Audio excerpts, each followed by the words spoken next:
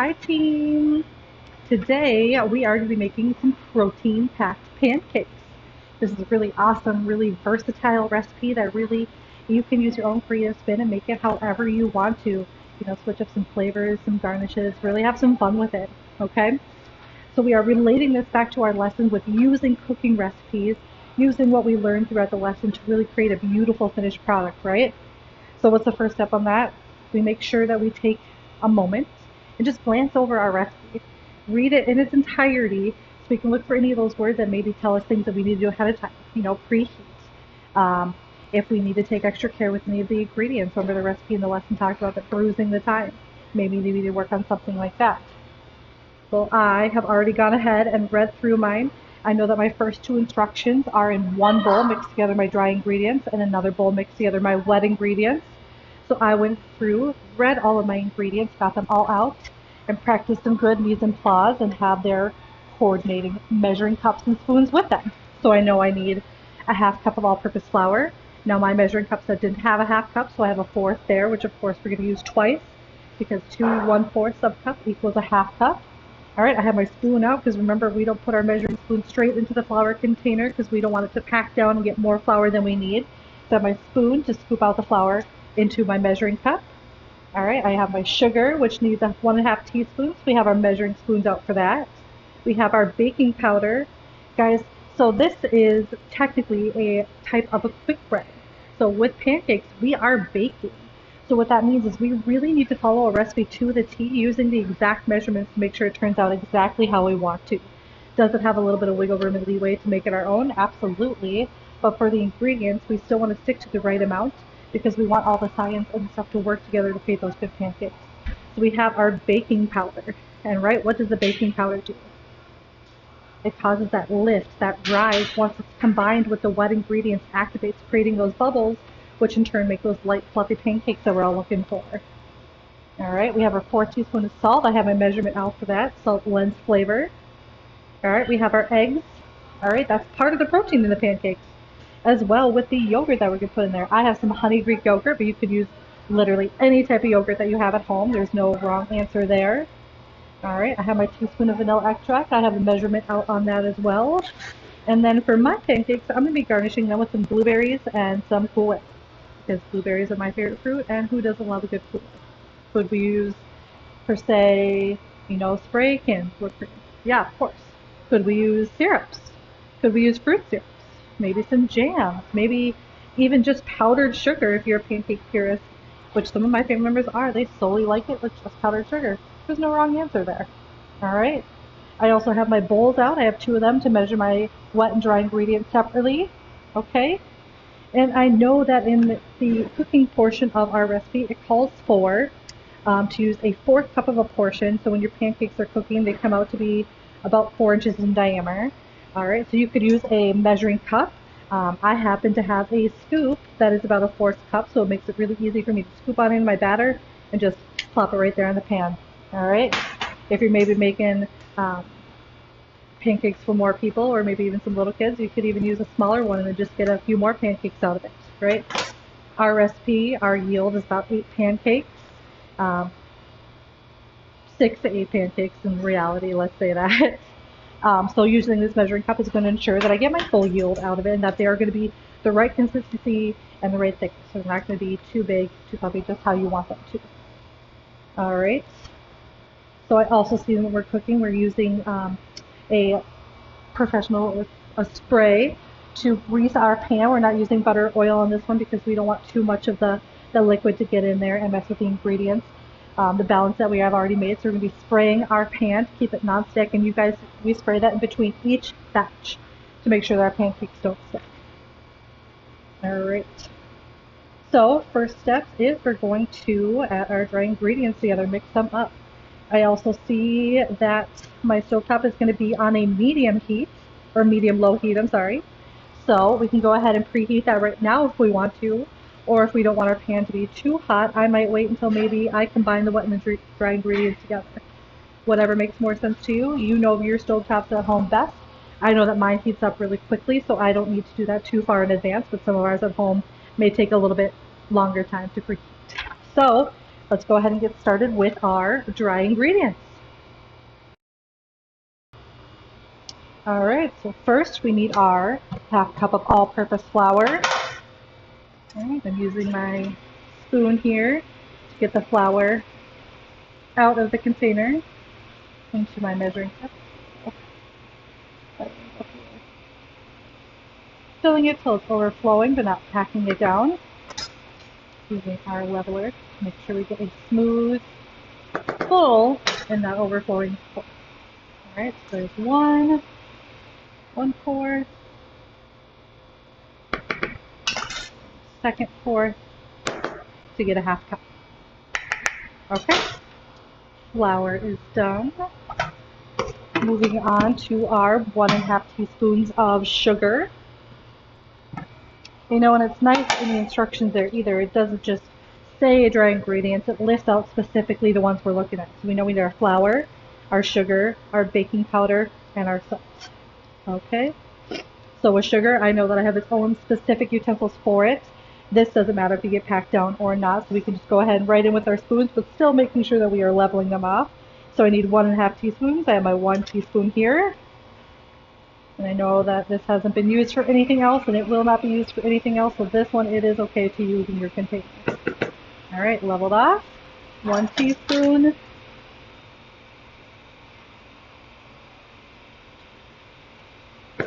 And a half. Alright, our sugar is done.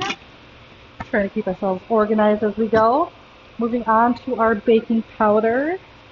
Right, this is our leavening agent for our recipe here when we're leavening from our cooking terms. Alright, same thing. I have my own utensil for this one, and I know this won't get packed too far down. So, we need 1 teaspoon of baking powder.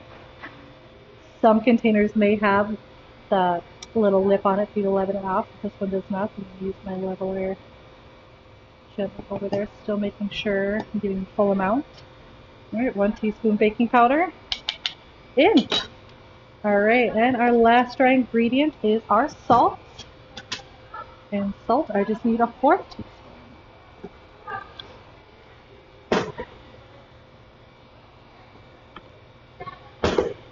So we could, just like some of our other baking recipes, run this through a sifter, making sure we measure that out correctly as well. You don't want too much salt in your pancakes. You don't want a salty pancake. That would not be very delicious. So we could run this through a sifter, because remember how nice and thoroughly that incorporates everything. But I know that I'm going to be combining these with a whisk, the wet and the dry ingredients, so I can just use my whisk to stir around and mix everything up, making sure, you know, the baking soda, or baking powder, sorry, the sugar, the salt is getting evenly distributed throughout my mixture. If I see any clumps, they're breaking them up there. But now I know it's been thoroughly combined before I add it to the dry ingredients. And since I know that I'm going to be combining my wet and my dry ingredients, I feel safe and confident using my utensil for that I mix the dry ingredients with to mix my wet ones as well. Alright, if we weren't combining them, if we needed a separate step, then we probably would want to use a separate utensil for mixing them. But since I looked at my recipe and I know that we're going to combine them, I'm going to use the same tool to save ourselves a dish. Alright, so let's set our dry ingredients aside. Next we are working with our wet ingredients. So first we have our eggs. Alright, and so what I'm going to do is, because you never want to crack your eggs directly over the bowl that you're working with.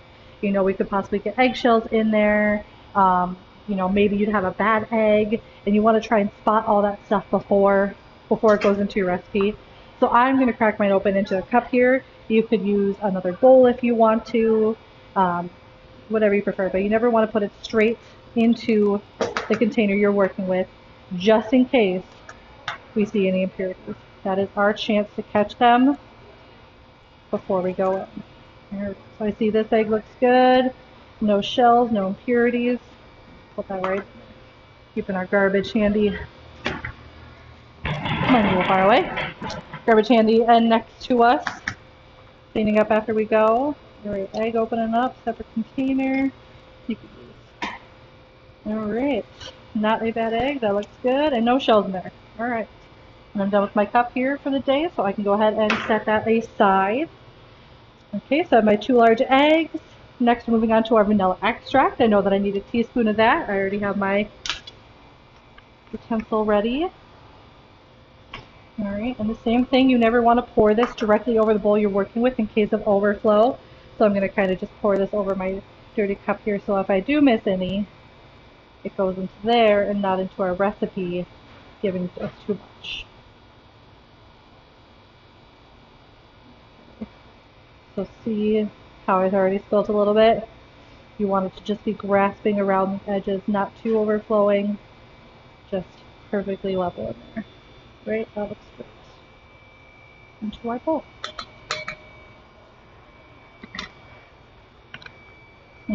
I love the way vanilla smells. If you haven't done so in your life before, at some point I encourage you to make your own vanilla extract. It's very easy. You basically put whole vanilla beans that you've cut a slit into some vodka, and then you just let it sit. It's awesome. Alright, what do we have next in our wet ingredients? Alright, we have our eggs, our vanilla, and now we need our Greek yogurt. Alright, so I know that I need 1 cup of our Greek yogurt. We already have our measured cup out, or our measuring cup out, I should say. Alright, so got my own spoon out towards the yogurt because we don't want to stick the cup straight in that container. You know, we're not going to be using the whole container. We want it to be safe and sanitary for the next person to use, or for us to use a later time. So we're using our clean spoon, filling up our cup of yogurt all the way to the brim. You want that full cup. If you need to, you can kind of press it or even tap it down on the table to help it kind of settle in, fill all those nooks and crannies. I am using a honey Greek yogurt here, and it smells fantastic. Right, so see, this is overflowing a little bit, so I'm just going to take my leveler, a little bit there, tuck that in. I see I need to fill a little bit more. Smooth that right out.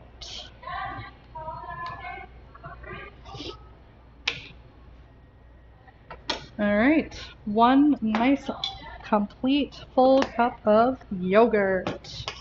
Remember, any kind you want to use will be just fine. Right. Put that out into our bowl. Make sure we get all of it.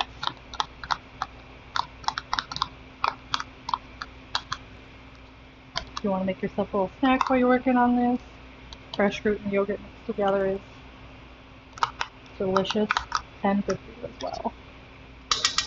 Alright, put my yogurt in there. So now remember, I know that I am mixing my ingredients together, so I can use my spatula or my whisk that I used from the dry ingredients to go ahead into my wet ingredients here and thoroughly combine them. Alright, it tells me to make sure it is well mixed. Alright, you can see that as we're mixing it, it's coming together. You can still kind of see separated chunks in there, so we really want to whisk it well to make sure it's combined. But being careful not to over whisk it because we don't want scrambled eggs. We're not looking for a meringue. Okay. Go through all the way to the bottom. I sometimes do a little twist just to make sure there's no little clumpies in there. Okay. That looks nice and thoroughly mixed, I'd say. Okay. So now it tells me that I can add my dry ingredients straight into my wet ingredients. Notice our recipe does not call for us to add it into batches, so that tells me I can just take the entire bowl and dump it right in. Alright, so now we're just going to stir those together also until well combined.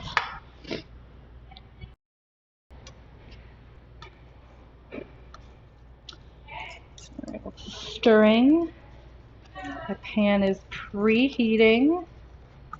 You never want to start pancakes on a cold surface because they will not cook correctly. Alright, can already kind of see some bubbles starting to form in there. The baking powder is doing its job. It's been mixed with the wet ingredients, so the chemical reaction is causing the acid that we're looking for in here, which helps us with our fluffy pancakes. right? Baking is a science. What's the science behind this one, right? Not only is our yogurt for flavor, but also helps to activate that baking powder. It's making it bubbly and nice and fluffy, but it's also acting as one of the protein sources in here, right? Our eggs are another form of our protein source, as well as it's helping hold everything together, right? Our flour, what does that do? Well, that adds structure to a recipe and helps everything stay together and holds it up really well, right? Making it a pancake and not just a batter, right? We have our sugar. What does that do? Well, that not only imparts flavor, but it also helps create that golden brown color, that caramelization that we're looking for in our pancakes, right? We love it. Baking is a science, and it's all working well together.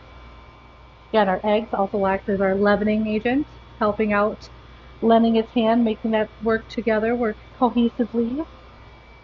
All right. Feeling my pan here, seeing if it's ready. Let's get ourselves set up to go. So I got my cooking spray, and we bring you a little closer to this stovetop here so we can. Alright guys, so when it comes to making batters, there's 3 different types. Alright, we have a drop batter, which is kind of commonly used with biscuits, which have a thicker type of batter, and you really can just drop it onto your cooking sheets and whatever you're working with. We have our dough batters, which means when it's all put together, it forms a dough that you can mold and use with your hands. And then when pancakes are involved, it is called a pour batter. So what that means is it's nice and liquidy. Here you can see it's pretty easy. You can't really mold that together with your hands.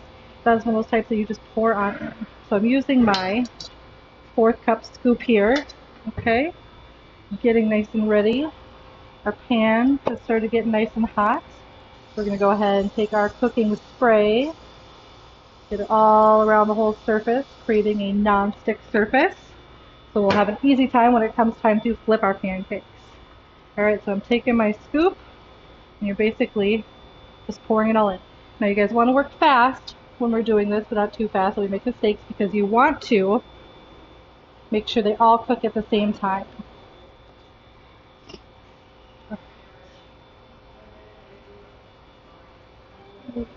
Those look a little bit bigger than 4 inches in diameter, but that's okay. Alright, so now that our pancakes are working, what are we looking for to know that they're done? Well, first of all, we're looking for the bubbles to form, so we know that our leavening agent is doing their job. Alright? And kind of a good rule of thumb that my father taught me growing up is you're looking for bubbles to pop on the surface. We already see bubbles right away forming. That doesn't mean that it's cooked. You're looking for the bubbles on the surface to kind of pop and break the surface. You know those little simmering bubbles we talked about in stews, how they lightly break the surface, creating that small energy? Kind of similar to what you're looking for here. Another thing to look for to know when it's ready is the edges around here are going to start to look a little bit dry. You know, you maybe even see a little bit of the golden brown color underneath. You know, it's got that wet, glossy shine right now. Alright, when it's ready to flip, the edges may look a little bit drier. We have our bubbles popping in the middle. And when we get in there with our spatula, we're able to get underneath and move it. If I was to do it right now, it's too wet. It would just kind of stick and move all over my spatula. So we're just going to watch it here for a second. It doesn't take too long. Alright, usually maybe about 3 minutes, I say, for pancakes this size to be ready.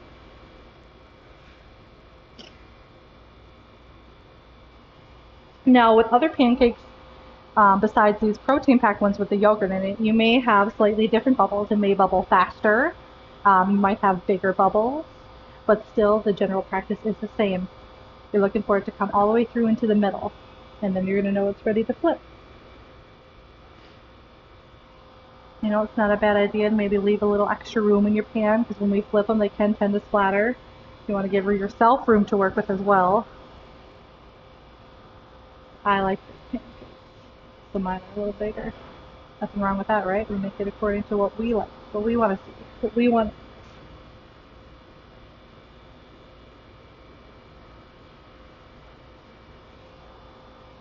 So, look at that, 19 minutes, and we almost already have pancakes completely from scratch. You know, this will probably take even less time for you at home because you don't have to sit and talk about all the ingredients and the instructions here, right? I guarantee you could have these all whipped up, all said and done, probably within about 15 minutes at home. And from scratch. You know how wonderful it is for us to have our pride and plate to create something so beautiful to present to our families, and then the pride in ourselves knowing that we made that from scratch.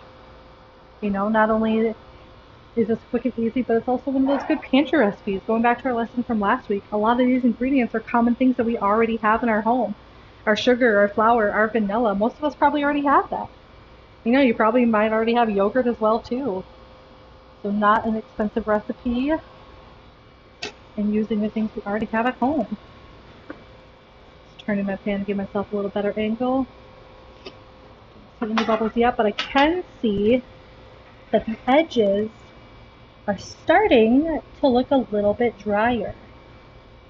Still need some more time on them, but I can see when I touch it here how the whole thing is cohesively moving. Right? That one too, not quite ready yet, but the fact that I can move them means that it's getting close. Give that another minute. While we're waiting for these to finish cook, let's discuss ways that we could, we talked about syrups, fruits, powdered sugar. What else would we maybe do? Could we make these seasonally? You know, maybe adding a little bit of pumpkin puree or pumpkin spice. Right? Maybe we want to make these chocolate and we can add a little bit of cocoa powder to the recipe. You know, what other things? It's always fun to reflect on when we're cooking for ourselves, ways that we can change it, ways that we can improve for next time, and ways that we can make it our own.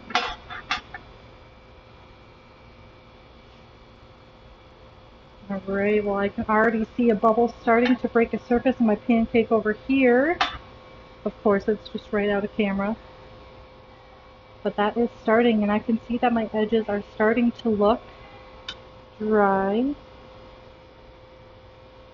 You know, I think this guy right here looks like it's about ready for a flip. I might give it just 30 more seconds. I see those bubbles brewing. They haven't quite broken the surface. Let's get you a little closer view. You can see right there, kind of on the bottom right side, you see those bubbles popping up.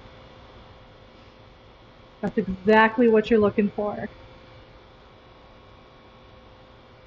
Alright, I'm liking what I see on this one. Let's give it a flip. Wish me luck. These are big.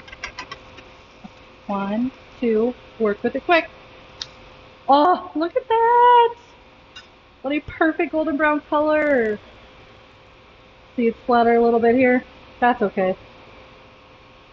You know, kind of notice when making pancakes. 1, 2, 3, flip. A little less golden in color, but still getting there. The first batch, just to keep in mind, is never the prettiest.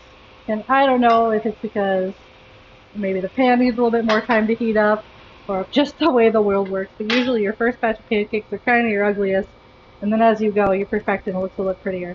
But I am thoroughly satisfied with the color that I've gotten in here. Probably could have let this one last a little bit longer, that's okay. I could flip it again a little later if I want some more color, but this one right here is perfect. This one's same near perfect too. Alright, so we're just going to let them cook on the other side. The first side you usually cook about 3-4 minutes. The other side, when you flip it, you're going to cook for about 2 to 3 minutes. And then we're going to repeat those with the remaining batter. So I'm going to finish these up, and then we'll return with the next batch.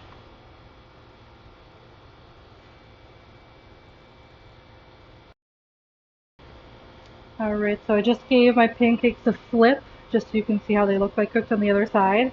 This one's perfectly brown, this one's pretty dang good, and this one's just a little bit lighter, so what that's telling me is this side of the pan is getting a little bit less heat than this other side, so I'm going to keep that in mind for our next batch of pancakes. Alright, but these are looking beautiful. I'm going to flip this guy over just one more time, give it a little bit more color, making sure it's thoroughly cooked. Those are some great looking pancakes. That one can come off.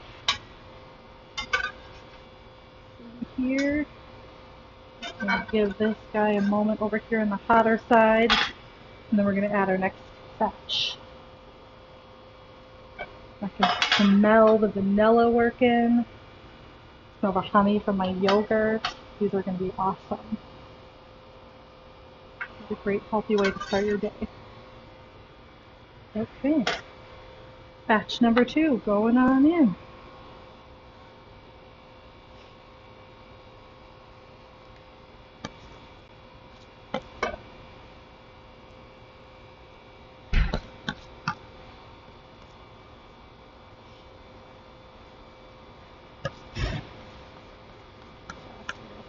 Bit of that guy that I can't get in my scoop.